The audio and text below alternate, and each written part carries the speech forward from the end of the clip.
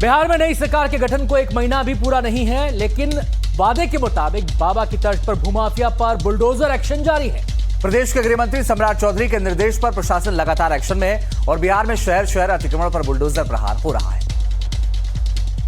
बेतिया के नरकटियागंज में अतिक्रमणकारियों पर प्रशासन ने सख्त कार्रवाई की। नगर आयुक्त लक्ष्मण तिवारी के आदेश पर नगर प्रशासन ने बुलडोजर चलाकर सड़क को अतिक्रमण मुक्त कराया।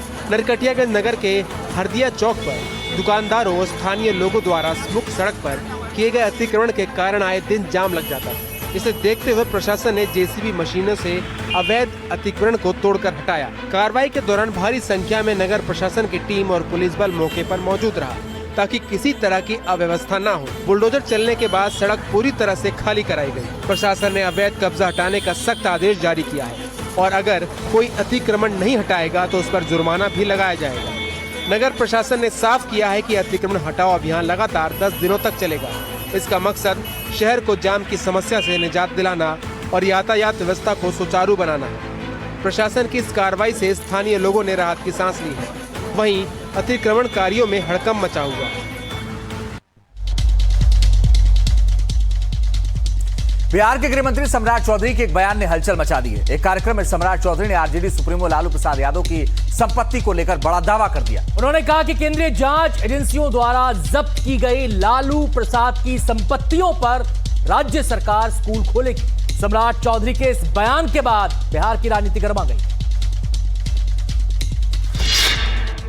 बिहार में एनडीए की सरकार बनने के बाद ताबड़तोड़ एक्शन जारी है। अवैध संपत्तियों पर बुलडोजर की कार्रवाई हो रही है।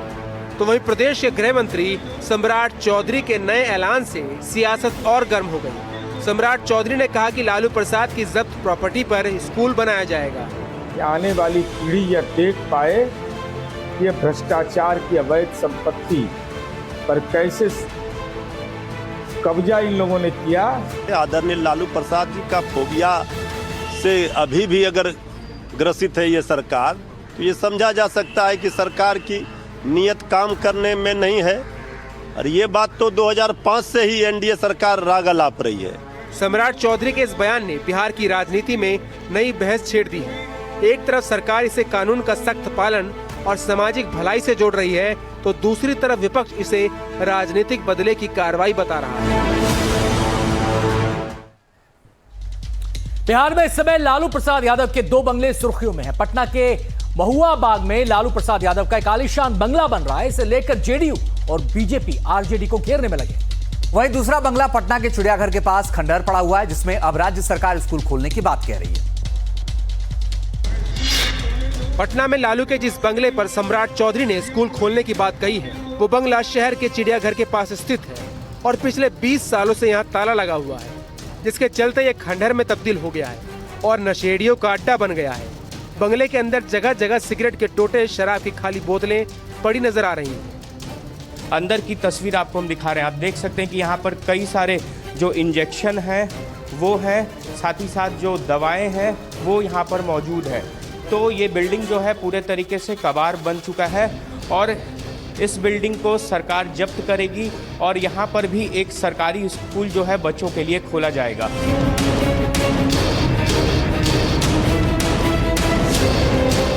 दरअसल घोटाले के करीब 950 करोड़ रुपए के मामले में सीबीआई और ईडी ने लालू यादव की कई संपत्तियां अटैच की थी। इनमें पटना के चिड़ियाघर के पास वाला ये बंगला भी शामिल है। केंद्रीय वित्त राज्य मंत्री और 7 बार के लोकसभा सांसद पंकज चौधरी को उत्तर प्रदेश बीजेपी का नया प्रदेश अध्यक्ष चुन लिया गया है। पंकज चौधरी उत्तर प्रदेश बीजेपी अध्यक्ष के लिए नामांकन दाखिल करने वाले इकलौते नेता थे। शनिवार को नामांकन दाखिल हुआ और मुख्यमंत्री योगी आदित्यनाथ भी इसमें प्रस्तावक थे। आखिरकार लंबे इंतजार के बाद उत्तर प्रदेश बीजेपी को नया अध्यक्ष मिल ही गया और इसी के साथ भारतीय जनता पार्टी ने मिशन 2027 का शंखनाद भी कर दिया। महाराजगंज से 7 बार के सांसद और केंद्रीय मंत्री पंकज चौधरी को प्रदेश बीजेपी की कमान मिली। लखनऊ में हुई बीजेपी के मेगा इवेंट में इसका ऐलान किया गया। भारत माता की। पंकज चौधरी को यूपी की कमान अखिलेश यादव के पीडीएम फॉर्मूले खासकर कुर्मी वोट बैंक में पैठ मजबूत करने के नजरिए से देखा जा सकता है। भाजपा का यह निर्णय बहुत कठोर और चुनौती भरा निर्णय कहा जाना चाहिए। कम से कम भाजपा ने साहस तो दिखाया सामने खड़े होने का। 2027 में होने वाले विधानसभा चुनाव के लिहाज से पंकज चौधरी की ताजपोशी से बीजेपी के मिशन हैट्रिक को नई रफ्तार, नई ऊर्जा और नई ताकत मिलेगी। बिहार सरकार में मंत्री नितिन नवीन को बीजेपी संगठन में बड़ी जिम्मेदारी मिली है। उन्हें पार्टी का कार्यकारी अध्यक्ष बनाया गया है। अब राष्ट्रीय परिषद की बैठक में नितिन नवीन के अध्यक्ष पद पर फाइनल मोहर लगेगी। जी हां, कार्यकारी अध्यक्ष चुने जाने के बाद प्रधानमंत्री नरेंद्र मोदी ने नितिन नवीन को बधाई दी और बिहार में उनके समर्थन और पार्टी कार्यकर्ता जश्न मना रहे हैं। आपको उनसे जुड़ी कुछ और अहम जानकारियां आइए देते हैं। नितिन नवीन युवा नेता हैं। उनकी उम्र 45 साल है। बांकीपुर सीट से वो 5 बार के विधायक रह चुके हैं। बिहार सरकार में सड़क निर्माण मंत्री हैं। इसके अलावा कायस्थ समुदाय से आते हैं नितिन नवीन। उनके पिता नवीन किशोर प्रसाद सिन्हा भी बीजेपी से विधायक रहे। कार्यकारी अध्यक्ष की जिम्मेदारी संभालने वाले पार्टी के सबसे कम उम्र के नेता हैं अब तक के। आपको बताया भारतीय जनता युवा मोर्चा में भी वो जिम्मेदारी निभा चुके हैं और ये जो बड़ी जिम्मेदारी है वो निभा चुके हैं नितिन नवीन और अब उन्हें ये बड़ी जिम्मेदारी मिलने जा रही है। और आइए खबरों में अब आगे बढ़ते हैं। एसआईआर के मुद्दे पर विपक्षी पार्टियां लगातार सरकार और चुनाव आयोग पर निशाना साध रही हैं। इस सिलसिले में दिल्ली के रामलीला मैदान में कांग्रेस ने वोट छोड़ गद्दी छोड़ रैली निकाली। आपको बताया रैली के दौरान कांग्रेस ने आरोप लगाया कि चुनाव आयोग सरकार के इशारे पर काम कर रहा है। वोट चोरी के मुद्दे पर दिल्ली के रामलीला मैदान में कांग्रेस की विशाल रैली हुई। कांग्रेस अध्यक्ष खड़गे, राहुल, प्रियंका, सोनिया समेत कई दिग्गज शामिल हुए। संबोधन के दौरान राहुल गांधी ने सरकार पर बड़ा हमला बोला। ये वोट चोरी सिर्फ वोट की चोरी नहीं है। सबसे पहले ये इस संविधान पर, अंबेडकर जी के संविधान पर आक्रमण है। इस संविधान में लिखा है एक व्यक्ति को एक वोट मिलना चाहिए, तो सबसे पहले वोट चोरी अंबेडकर जी के संविधान पर आक्रमण है। कांग्रेस के आरोपों पर बीजेपी नेता और बिहार के मंत्री रामकृपाल यादव ने पलटवार किया है। वोट चोरी का इशू लेकर के जनता ने नकार दिया। बिहार में सब जगह सफाया कांग्रेस का हो जाएगा। कांग्रेस महासचिव प्रियंका गांधी ने कहा कि आज पीएम मोदी बड़े बड़े राष्ट्रपतियों के साथ हाथ में हाथ डालकर फोटो खिंचाते हैं, लेकिन जनता के साथ नहीं खड़े होते हैं। देश के कई हिस्सों में सर्दी धीरे धीरे बढ़ रही है।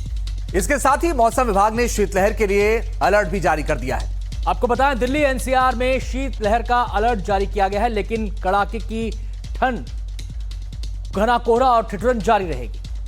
जी हां, पंजाब हरियाणा में भी कड़ाके की सर्दी जारी रहेगी। जो जानकारी आई है उसके मुताबिक आपको बताया ठंडी हवाएं चलने की संभावना है। तापमान में भारी गिरावट संभव है। हिमाचल प्रदेश में बर्फबारी की संभावना जताई गई है और न्यूनतम तापमान में गिरावट जारी रहेगी। वहीं बात करें उत्तराखंड की तो बर्फबारी की भारी संभावना है। ठिठुरन वाली सर्दी होगी। ठंडी हवाएं भी चल सकती हैं। और अब बात उत्तर प्रदेश की करते हैं, जहां पर घना कोहरा रहने की संभावना है।